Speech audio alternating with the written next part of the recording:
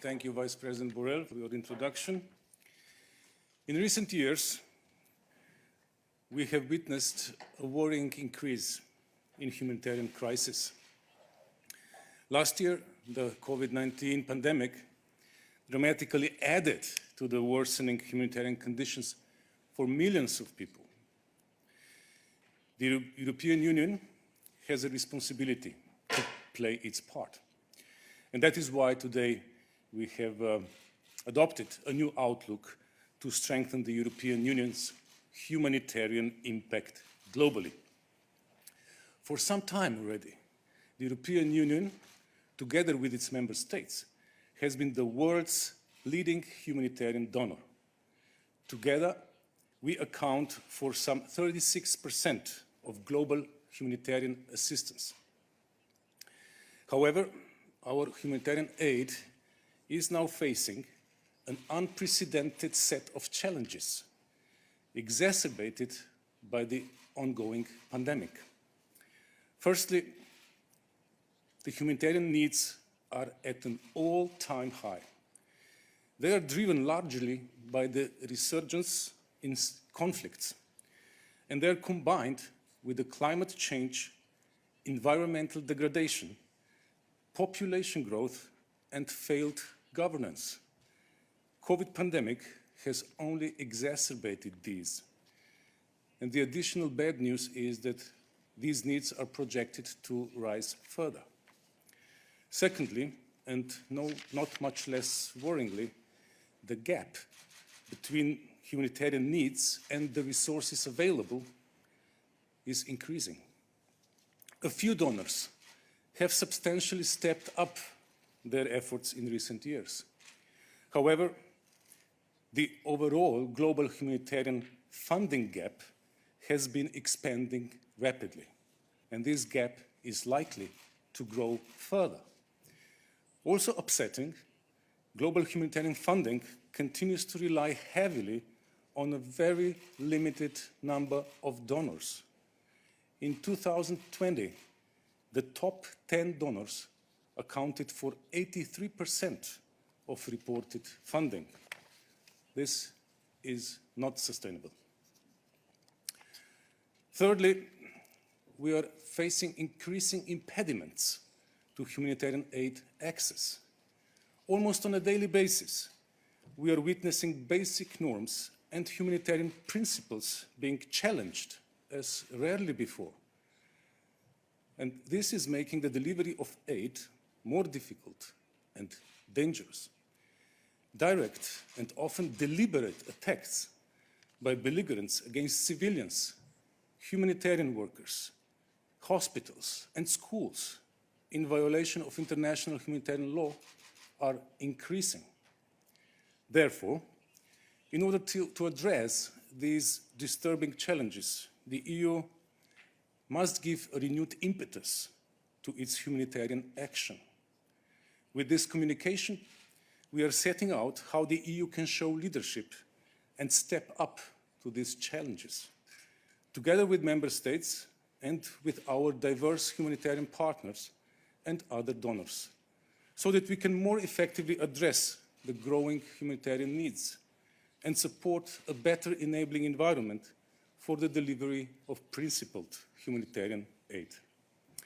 I will outline key actions that we propose to best address these pressing challenges.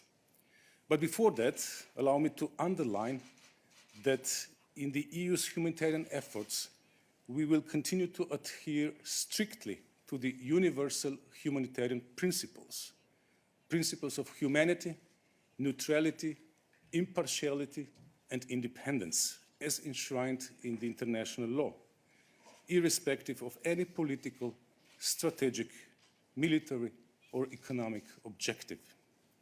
Also, as a matter of principle, the continued integration of protection of people caught in crisis situations will remain a strong feature of our humanitarian aid. This includes prevention, mitigation, and response to sexual and gender-based violence and sexual exploitation, abuse, and harassment.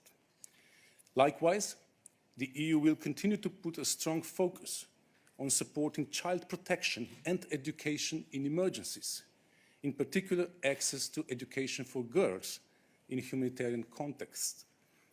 It will continue to allocate at least 10% of its annual humanitarian budget to education in emergencies. And finally, effective multilateralism will remain central to the EU's humanitarian action. The EU will continue to rely on a strong network of diverse partners. This includes non-governmental organizations, United Nations agencies, funds and programs, and other international organizations, as well as specialized agencies of our European Union member states. For a global donor, like the European Union, cooperation with these diverse partners is essential to make the difference on the ground. So these are the key principles that remain unchanged because they are as relevant as ever. Now, the key action that we propose. First, how to address the growing needs by boosting efficiency and capacity. We will aim for more efficient use of resources we have. We will do so mostly by promoting flexible funding practices, by leveraging innovation and capacities. We will also step up EU support to local responders. In this view, we will prepare for the events where we can do more ourselves directly. There may be situations in which there is a clear added value for the European Union to intervene by mobilizing additional capacity for response. One example for that is the last year's humanitarian air bridge, and we will build on this experience. When traditional humanitarian delivery mechanisms via our partners or their capacities may be lacking, we will fill in the gap. In this respect, we will set up a new European humanitarian response capacity. With it, we will ensure that the European Union and its member states can deliver life-saving aid swiftly and efficiently. This capacity will function in complementarity with the Union Civil Protection Mechanism, and operationally, it will rely on the support of the EU's Emergency Response Coordination Center. Second, we need to address root causes by stronger humanitarian development and peace synergies. Humanitarian aid on its own does not and cannot tackle the complex underlying drivers of conflicts and other crises. Experience has taught us that we need to tackle the root causes of crisis in order to resolve or prevent them. The EU will therefore scale up its response to the growing number of protracted emergencies. We will do so by closely delivering together with development and peace-building actors. With such synergies, we will also put a stronger focus on climate impacts. We will do so by further bolstering climate and environmental resilience of vulnerable populations in the most disaster-prone countries and regions. And in particular, we will scale up the usage of anticipatory approaches to humanitarian action. For this, we will strengthen our partnership with climate and scientific communities. Third, how to expand the resource base, both inside and outside the Union. As indicated, the increased scope and severity of humanitarian crisis in recent years is dramatic. And despite this, the resource base for humanitarian aid remains incredibly narrow. In fact, it is disturbing how a very small number of donor countries and the European Commission are doing almost all the heavy lifting to fund humanitarian response. To illustrate, in 2020, the top 3 donors, namely the United States, Germany, and the European Commission, provided almost 60% of humanitarian funding globally. This needs to change. Supporting humanitarian action is a shared responsibility for the entire world community. And there is substantial scope to expand the list of donors, as well as to enhance the contributions of existing donors. Our communication today is thus also an urgent call for more resources to address such substantially expanded humanitarian needs. We also think there is scope for engaging the private sector more extensively in humanitarian response whenever this is feasible. And together with our humanitarian partners, we will be launching a number of pilot projects on the blending of private and public funding. Fourth, championing respect for international humanitarian law. This is crucial in any conflict. It is also crucial for allowing a principled humanitarian action. Today, we are seeing it recurrently under threat in many conflicts. Therefore, we are putting compliance with international humanitarian law at the heart of EU's external action. Concretely, we propose to reinforce our compliance framework also through the EU's external instruments. What do we mean by that?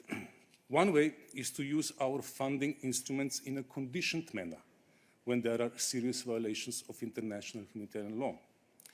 In addition, we will also aim to ensure compliance with international humanitarian law through a due diligence policy, which means that we will pay close attention to what EU support to security forces in countries affected by conflict is used for. Depending on our assessment, we will take necessary measures. We cannot turn a blind eye when a government deliberately violates the basic laws of war or denies humanitarian access. Furthermore, we will strongly promote international humanitarian law through our political, security and human rights dialogues with partner countries, as well as through our trade relations. Crucially, with member states, we will consider including serious international humanitarian law violations among the reasons for listing individuals and organizations under EU sanctions regime. And we are also addressing the interplay between sanctions policy and humanitarian aid. It can sometimes be challenging for humanitarian actors to navigate in contexts where sanctions are applied. Importantly, and in order to prevent any negative impacts of EU sanctions policy to the delivery of humanitarian aid, we will pay special attention to ensuring that the EU sanctions regimes will consistently include humanitarian exceptions, and to making sure that there is a clear framework in place for applying these exceptions in practice. We will also establish a new EU-level mechanism to coordinate international humanitarian law issues among the main EU institutions. This way, we will help ensure proper monitoring of international humanitarian law violations. This is lacking today, and it will strengthen EU humanitarian diplomacy. In this way, the EU will be able to raise the alarm when there are indications of serious violations of international humanitarian law anywhere in the world. And finally, enhancing the EU's relief engagement and leadership. In order to maximize the impact of our humanitarian aid, we need to enhance the EU's engagement and leadership. On the one hand, by further strengthening our efforts by working as a Team Europe. Namely, there is scope to leverage the Member States and EU institutions' collective impact by better coordination and by complementing our efforts. And on the other hand, consolidating our positions at relevant international and multilateral levels. In today's challenging geopolitical environment, it is key that the European Union continues to play a proactive role in international dialogues on humanitarian affairs. In this respect, I'm pleased to announce that we intend to organize the first ever European Humanitarian Forum this year. To conclude, the recent Eurobarometer findings show that European citizens perceive our humanitarian aid as a concrete expression of EU solidarity, which is one of our fundamental values. And in fact, never has the EU's global responsibility as a humanitarian actor been more pronounced than since the onset of the COVID pandemic. Against the backdrop of growing humanitarian needs and limited resources, and in line with our founding principles and values, I firmly believe that the EU must continue to lead by example. Thank you. Thank you very much, Commissioner. So now I open the floor for questions, and I see a few hands raised. I will give the floor to Vince. Please introduce yourself and your media. Thanks.